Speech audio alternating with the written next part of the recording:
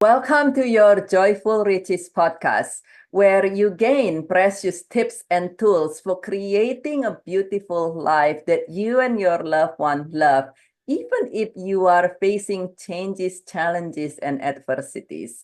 This podcast is delivered alongside the International Childhood Cancer Charity, where our mission is to empower, in addition to emotionally and physically heal disadvantaged children with cancer globally, one child at a time.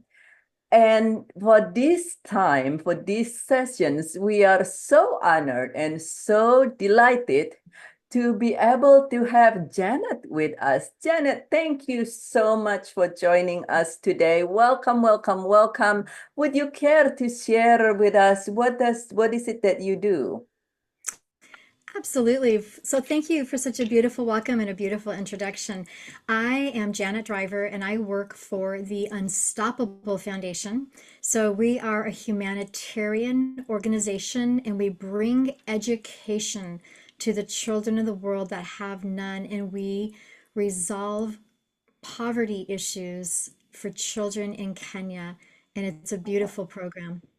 Oh, wow. That is so beautiful. That is so lovely. And so you said that you are a foundation. So is this a non-profit, non-governmental organizations then?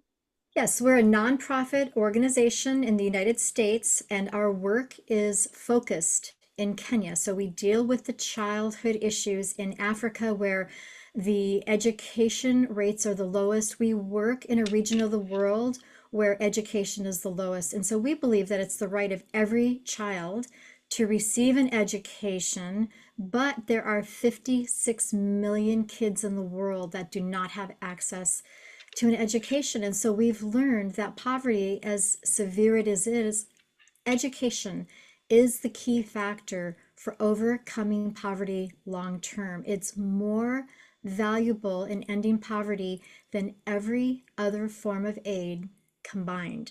So it has a major impact, but we do much more than just education. We provide every level of care for the children. We remove the obstacles that are blocking them from going to school.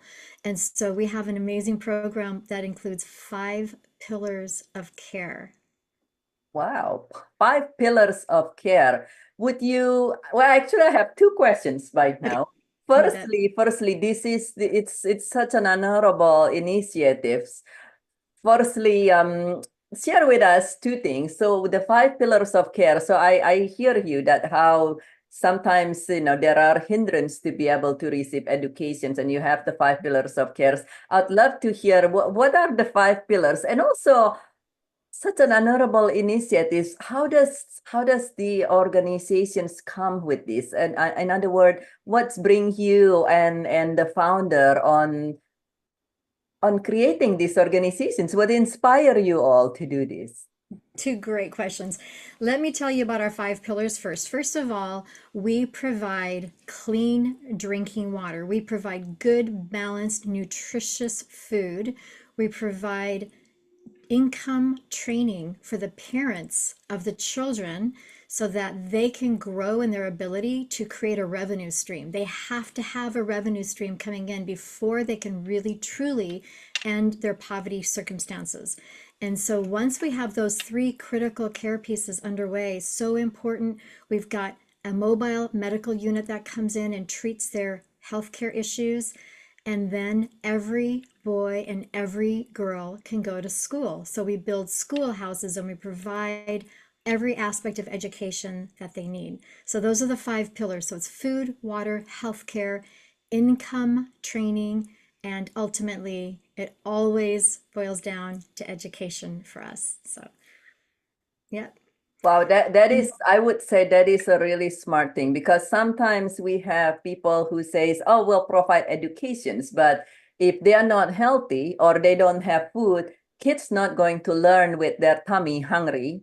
Or if they're ill, they can't even go to school. And sometimes if we provide the educations, but the parents are are not resource, then they say, okay, great, you have the educations, but if you're not bringing in money and we don't have money, that wouldn't go either. They will do whatever the shortest route, so to say, right, to be able to sustain themselves and the family, and so I just love that idea. Back to the other questions. How did you come with this? How does it this is this like what inspire the foundations or the founder to create this? Okay, so it's a great story. So our founder and our CEO is Cynthia Kersey, and she's actually brilliant. She's an author and she's a speaker, and she has a long-standing corporate background. So she was an executive for many years,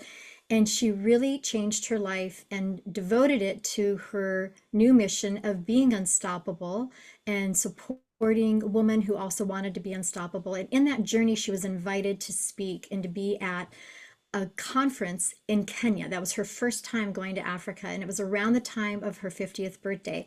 And so she met these women who were in dire need. Now, these women had walked to this conference. They didn't jump in their car like we would and go to a conference. They walked in hopes of finding somebody from the Western world that they thought could help them. And they shared their story about how their children were succumbing to starvation. Not like we say when our kids are hungry and they say, I'm starving. It's not the same. These children were literally succumbing to starvation, and they shared their story and their plight with Cynthia, and it pierced her heart.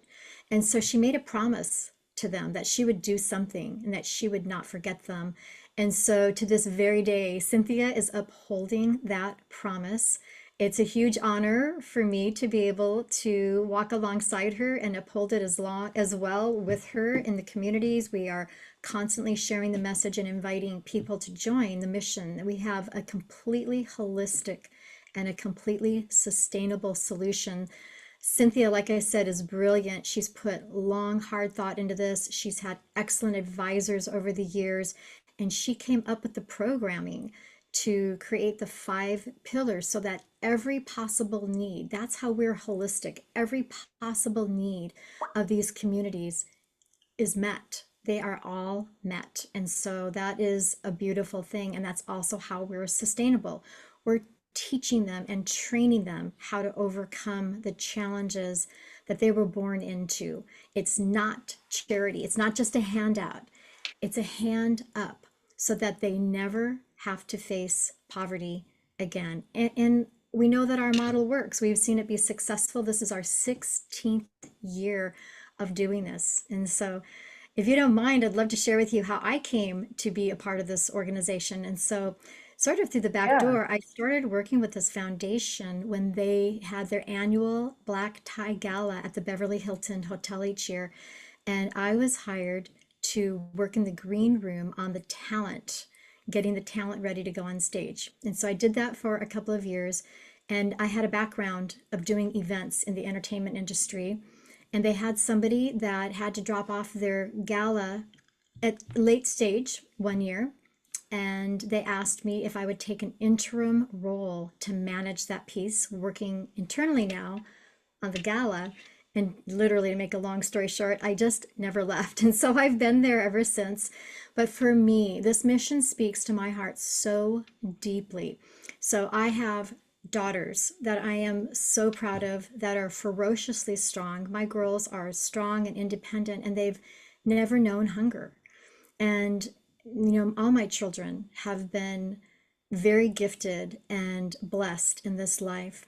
And so for me, I have felt for many, many years when my kids were young, I always said, when my kids are old enough and they're independent, I am going to go to work. I thought in disaster relief, and ironically, I sort of have circled back because we actually do that as part of our programming. But I knew that I had an obligation to pay back for all that my kids have been blessed with. My children are healthy and strong and independent, and it's my obligation to help protect the children of the world who were not born into those same circumstances that my kids were born into. It's just, I can't tell you what a barometer I have inside for paying back the goodness that was shown to me. Oh, wow, that is so beautiful. That is such a heartwarming story, not just with Cynthia. Yes, it is Mhm. definitely beautiful calling. And when you say holistic, it's WHOLE, holistic. It's a full spectrum, and I love that. And for you, and that's very true. Sometimes we are here have if in the United States, so many people, we have so many, really, really, compared to some other place in the world, it's a great luxury. It's a great luxury and such a beautiful, honorable thing for you to say, oh, my children, my daughters was able to grow up well. Mhm. And now as a give back, so to say, as a thank you move, it is for you to help out with the foundations which help out all these women's and girls. That is so lovely and so beautiful. Thank you Mhm. so much. We connect in person and connect many times, and I always just know how and feel how beautiful your heart is. And so you mentioned these children in Kenya.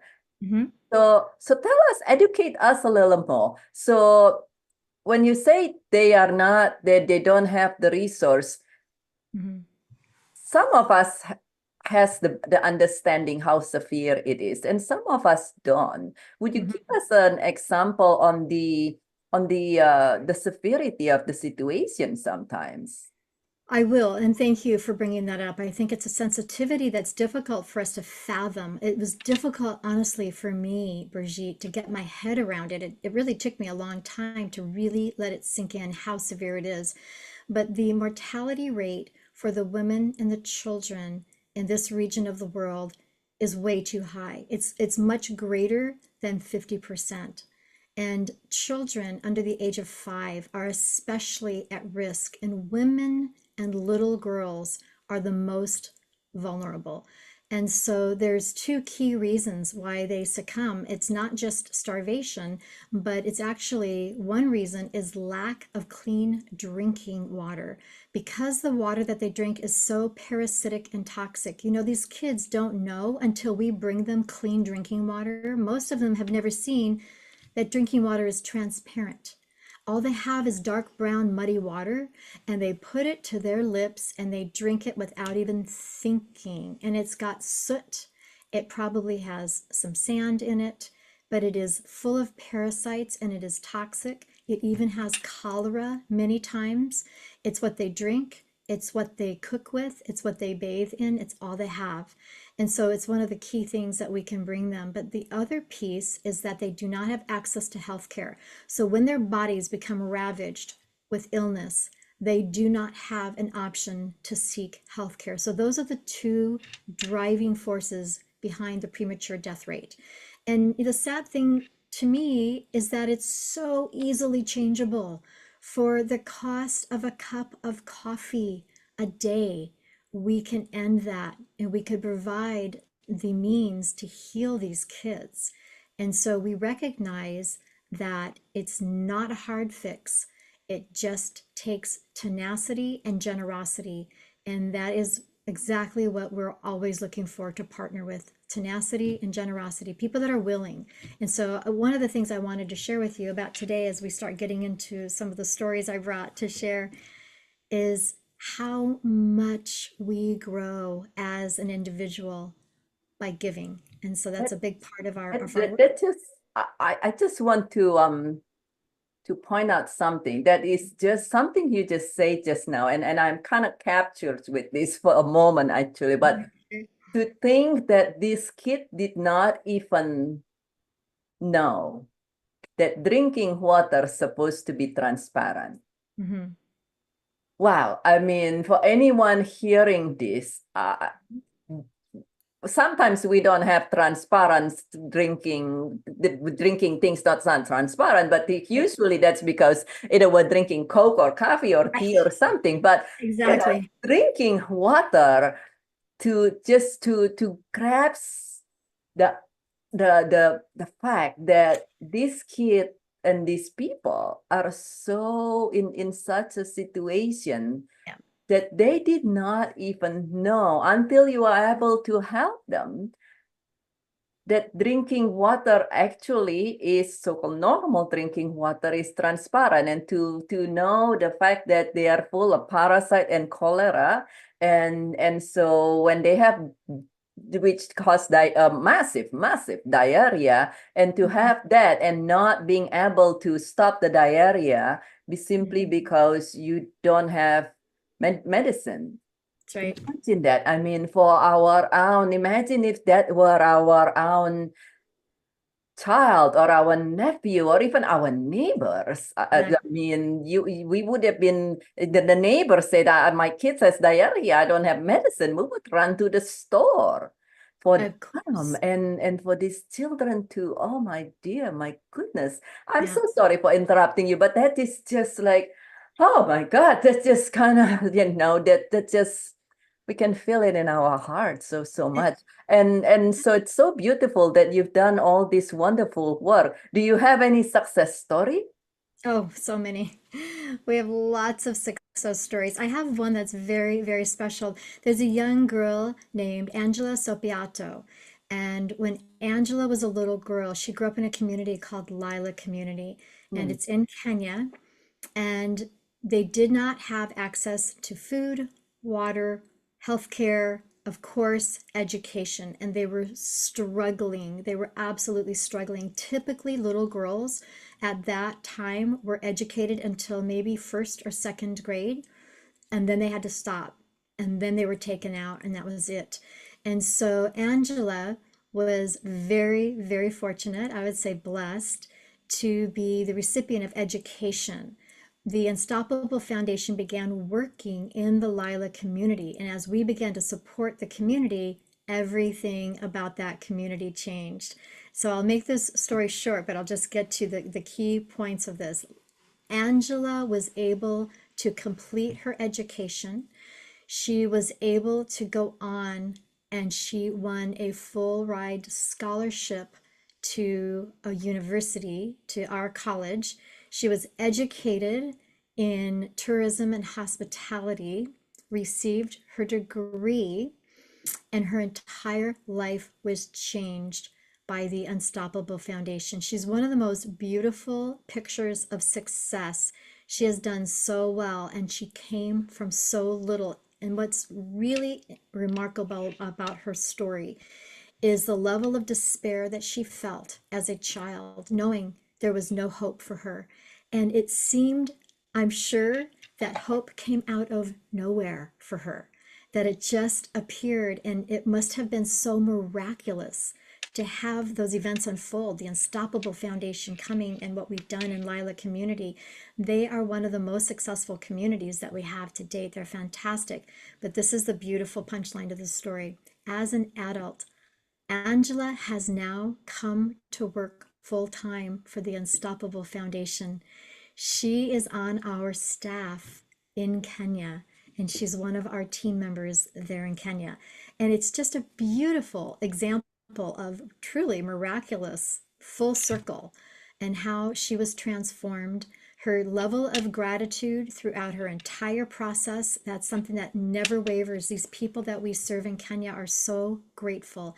And we find that such a benchmark of overcoming is having an attitude of generosity and gratitude. It is key to surviving the difficult circumstances. I mean, obviously your audience has difficult circumstances as well, many of them, and there's many difficult circumstances in life, but it's a common key to overcoming them is starting with a heart of gratitude. That is wonderful. I was about to ask that. Oh, after working with a lot of people who are facing so many challenges, for us here in the modern world, even with us living in United States and everywhere else is in all the countries who have the luxury to electricity and internet, I must say, Exactly. that is there one or two tips that you can say, you know what?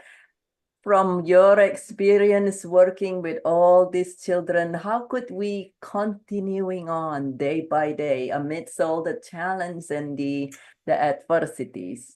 No, that's a great question. And I know people have been rocked at this time of life. There's a lot of shifting and changing out there. And I know a lot of people who are walking and suffering. And I have to tell you, actually, I want to share with you the story of Cammie Walker. Do you know the story of Cammie Walker? I'm I I'm don't, going to I share it. don't. I'm going to share I it. might not remember the Okay, story, but so yeah. Cammie Walker was a beautiful young woman who got married to the love of her life, and her life was just starting. She had everything ahead for her, her career, hopefully a future family. And soon after she got married, maybe a couple of years in, she woke up one morning with severe symptoms, and she was losing her eyesight. Her hands were no longer working.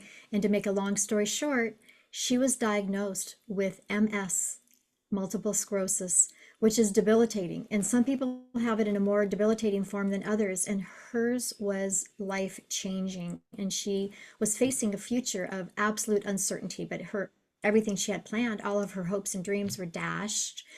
And so she reached out to her mentor, hoping that she would get somebody who would feel terrible for her and with her and just you know, encourage her to keep feeling terrible. But instead, he came back to her and he said, I have a prescription I want to write for you. I want you to try what I suggest for you: 29 days and 29 gifts. Every day for the next 29 days, I want you to give a gift. Now, it doesn't have to be an expensive gift, doesn't even have to be a tangible gift. It can be something kind, it can be an act of kindness or a smile or even a prayer, but every day, a very consistent gift for 29 days. I don't think she really liked that idea very much because she was feeling terrible. Her life felt like it was over to her and she was devastated. But she took the advice and she began to give a gift a day. And the most remarkable thing happened in her life, Brigitte. She found that with every gift she gave, she began to get stronger. And she recognized how hard it was for her in her newfound position. Here she is newly sick. She'd not been sick in her life. And now she is completely dependent on others. And she really struggled with that. But every time she gave a gift, the capacity to receive opened up further in her. And she began to change as she gave. Now, she wasn't even thinking about what would happen to her. When we give a gift, sometimes we just think about the impact on the recipient of the gift, right? The giver is giving to somebody and we think, how will that impact them? But instead, she was shocked to see that she was now receiving the gift. Even if she's giving it, she's changing, she's growing. Her capacity to receive was shifting, and she began to experience a level of wellness that she had not experienced in her lifetime. So that's the Cammie Walker story, but it's such a prolific story because it carries the valuable message that it's true for each of us. That's one of the laws of giving, and we can find that every time we give. And it's one of the beautiful twofold pieces of what I do. Not only do I get to impact children in Kenya and give them an opportunity and a hope and a future, but I also get to bring to people who have the capacity to give, I get to bring them the gift of giving because I have watched that transform life after life. Being the giver, I have seen it firsthand, Brigitte. I've seen people's lives changed by giving. Now, being a nonprofit, how do people talking about giving? How do people who wants to contribute to participates able to support the unstoppable so they can support this help out these people and children in Kenya? Thank you. We have a very easy to access link that'll take you to a donation page. It's very intuitive. You click on the donate now button and I will provide that to you and to your audience. And it's very easy to do. And honestly, there's no amount that is too small. There's every penny makes a difference in the lives of these children in Kenya. Do you have time for one more story? Absolutely, but what is just in case somebody here listening to this and not being able to read, what is the website called? Okay, so our website is unstoppablefoundation.org, exactly how it sounds, unstoppablefoundation.org. And then, and you can go to our site, you can check us out, and you can give a gift there. And I also will give you a link that will take them right to a donation page. But it's a beautiful journey just to check out. Our page is lovely. It shows our children, it shows our communities, it shows our work. It's a very lovely experience in itself. Oh, how beautiful. Yes, we would love to hear another beautiful story. Okay, so there was a woman who lived in Nazi Germany during the war, and sadly, she was about to be victimized, and her family fell victim to the Holocaust. But she was taken in by a very kind stranger. Her name is Hilda Back. And at the time, she was a young girl, and this family hid her and got her to safety to Austria. And when she arrived in safety, even though her family was not saved, she was. And so she always remembered the kindness of this stranger. So she lived her life now in Austria, and she became a school teacher.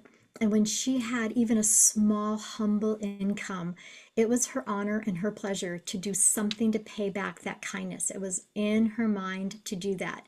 And so she found that for a very small amount, she could send a child to school in Kenya. So she signed up to do that. And for many, many years, every month, she made her little payment and she sent a little boy to school. So the little boy, his name was Chris Muburu. And Chris went on and he excelled at school because some generous stranger, again, a stranger, providing for him an education. He was able to continue his schooling through high school by miraculous events, went to college and was able to graduate in the United States now from Harvard Law School. So Chris Maburu became a human rights attorney, and he was so mesmerized by this wealthy woman who sent him to school that he had to find her. And it was not easy, but he set out to find her and he was finally able to connect with her. And when they finally met face to face, he was so shocked to meet her because she was a retired school teacher by that time. She lived in this little tiny one-room apartment, still in Austria, and she was very humble. She didn't have a lot of money. He imagined that she would be very wealthy and have a huge, mansion, but it was not like that at all. She, on the other end, assumed that her little tiny contribution was not significant. But here she caused this young man the ability to become an attorney, a human rights attorney. He turned around and created a scholarship fund in her name, Hilda Beck, and he was able to send almost 1,000 kids back in his home country of Kenya for an education. So the truth of the matter is that dedication to paying back kindness, look at how far that ripple effect goes. That reverberated across the continents from Kenya all the way to the United States, where Chris got his law degree at Harvard, and back. It's like the boomerang, right? It went all the way full circle. Hilda, assuming that her little bit didn't make very much difference, but look at the impact that just one contribution can make. So we don't have to have great wealth to make a difference. Every contribution saves a life and changes that life. That is so beautiful. And that is so true. Sometimes we think that, oh, I'm not the richest person on the block, so who am I and all these things. But as you said earlier, it's cost the cost of a cup of coffee. And for some of us who drink certain brand of coffee from Exactly. certain place, we can, it's, I tend to say you can have a yes and, you can have your coffee, healthier if you brew at home without all the preservative, I'd imagine. And right. then the difference can make a big difference in someone's life, in some children's life, and in a ripple effect, bringing it back to the humanity and everybody. It's so It's true. beautiful. Such a Yep. lovely story. Thank you so much. As we complete, this is such, I just love this story. It's amazing, heartwarming story. As we complete our conversations, I wish we can chat for another 3 hours, but I know Me too. your schedule is full. As we complete our conversations here, do you have a final message for our audience? I do. I just want to say, first of all, thank you for letting me have this opportunity to share from my heart. It's beautiful to be here with you today. And I hope that your audience recognizes, regardless of what they are walking through, that by practicing gratitude and generosity and giving, that it will take us, it transforms us. And even our circumstances, as dark as they may be, we are no longer under a dark cloud when we begin to give. It really does change our lives. I've seen it over and over and over again. I've seen the most broken people come to us with a tiny bit of a contribution, and it caused them to open up, to be able to earn more and more and more. It's not just about money, but receiving also is about money. And so I've seen people grow. So I just want to make an invitation. If people in the goodness of their heart want to make a difference for the children in Kenya, we're all one family, Brigitte. It doesn't matter that I'm not a Kenyan and you're not a Kenyan. We are all connected. We are all God's kids and we are all one family. And so we really believe that. And we know that by making a difference in Kenya, we can make a difference in the world. And I feel people are empowered by the ability to make a difference and transformed. Yes, absolutely. For some of us who's familiar with the one of the most known personal development guru, Tony Robbins, That's he right. has this story that he was at the point that he doesn't have anything. I mean, he has practically nothing, absolutely no money to pay for rent or even Right. food or anything. He went to, I believe, to a buffet trying to fill himself up with the very last penny that he has. And he saw this beautiful child and mother. And he said, you know what? I'm going to give this money. After he gave that, he will have zero.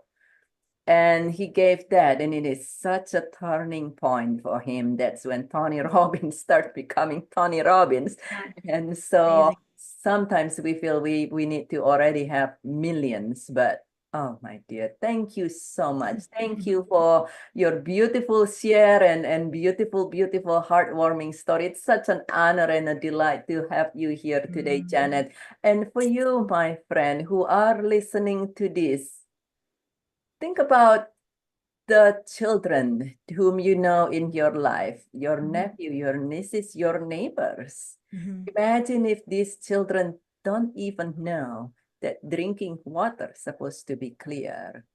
Mhm. And that the coffee that you drink or the tea or something that you drink every day can save life.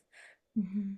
I would encourage you to share this. Sometimes even just that we talk about giving, sometimes we think about all these things, but sometimes the act of sharing is actually giving, isn't it, Janet? The act of Absolutely. sharing is giving. So I would invite you to join me and share this message with your friend and family so we all can receive the gift of giving.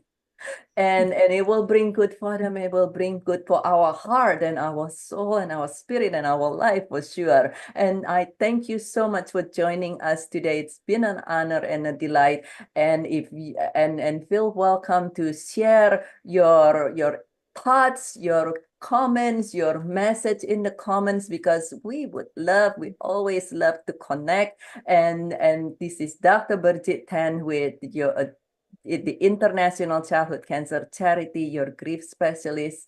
And I thank you for joining us. I look forward to see you